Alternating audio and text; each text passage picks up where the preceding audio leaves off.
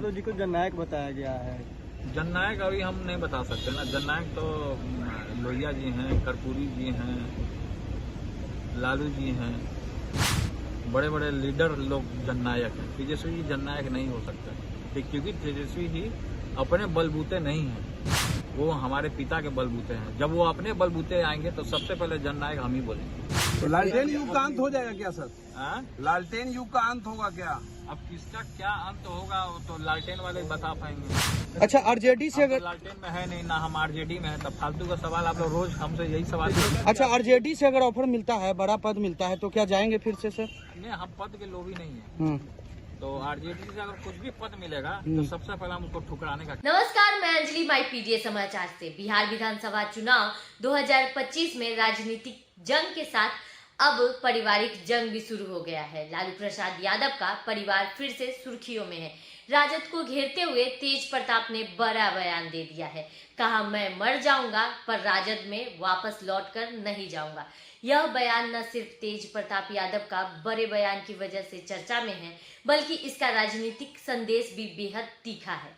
चुनावी मौसम में यह कथन सीधे सीधे उनके छोटे भाई तेजस्वी यादव पर निशाना माना जा रहा है। भले वो बार बार रिश्तों को सहज बताने की कोशिश करते दिखे हैं, लेकिन एक इंटरव्यू के दौरान तेज प्रताप यादव ने कहा कि वे सत्ता के लालची नहीं है, उनके लिए सिद्धांत और आत्मसम्मान सर्वोच्च है। क्या कहेंगे सर? महुआ का दौरा लगातार कर रहे हैं, बहुत जबरदस्त रिस्पांस आ रहा है महुआ में। और जिस तरीके से महुआ में प्लस पॉइंट हमारा मेडिकल कॉलेज का, फिर लगता है कि इंजीनियरिंग कॉलेज हम देने का काम करेंगे वहाँ।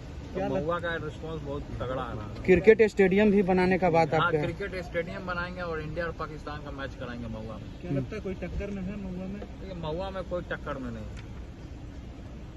कोई टक्कर नहीं। जिस तरीके से दावा किया जा रहा है कि बदलाव किया गया है, बदलाव किया तेजस्वी गया है। यादव जी को जननायक बताया गया है। जननायक अभी हम नहीं बता सकते ना। जननायक तो लोहिया जी हैं, कर्पूरी जी हैं, लालू जी हैं, बड़े बड़े लीडर लोग जननायक हैं। तेजस्वी जी जननायक नहीं हो सकते, ठीक, क्योंकि तेजस्वी जी अपने बलबूते नहीं हैं, वो हमारे पिता के बलबूते हैं। जब वो अपने बलबूते आएंगे तो सबसे पहले जननायक हम ही बोलेंगे। प्रधानमंत्री बिहार आए, कहें कि एलईडी लाइट जलाइए मोबाइल का, लालटेन की लालटेन का युग खत्म हो गया है। एलईडी लाइट तो हमारी गाड़ी में लगा हुआ है, अब ब्लैक बोर्ड है हमारे पास। नीचे करो भाई। हम तो लालटेन में है नहीं जी। तो एलईडी लाइट जो है वो जो लगा हुआ है हमारा, लगा हुआ है सब जगह। तो लालटेन युग का अंत हो जाएगा क्या सर? लालटेन युग का अंत होगा क्या? अब किसका क्या अंत होगा वो तो लालटेन वाले बता पाएंगे। अच्छा, आरजेडी से अगर लालटेन में है नहीं ना, हम आरजेडी में है, तब फालतू का सवाल आप लोग रोज हमसे यही सवाल करते हैं। अच्छा, आरजेडी से अगर ऑफर मिलता है, बड़ा पद मिलता है, तो क्या जाएंगे फिर से सर? नहीं, हम पद के लोभी नहीं है। तो आरजेडी से अगर कुछ भी पद मिलेगा तो सबसे पहले हम उसको ठुकराने का काम करेंगे। गठबंधन कीजिएगा जीतने के बाद?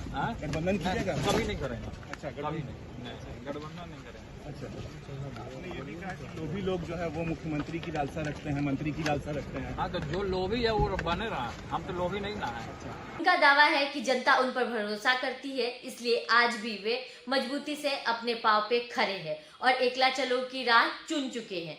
तेज प्रताप तेजस्वी यादव पर कटाक्ष करते हुए कहे, सत्ता उसी को मिलती है जिसे जनता का आशीर्वाद मिले।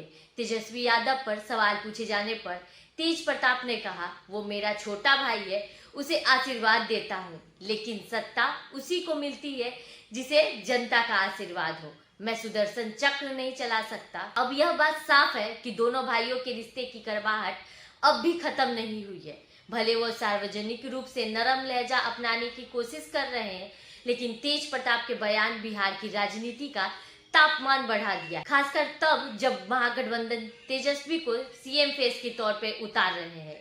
अब देखना रोमांचक है ये रणनीति कौन सा मोड़ लेगी। ऐसे ही खबरों के लिए हमारे साथ बने रहे और देखते रहे माई पीडीए समाचार।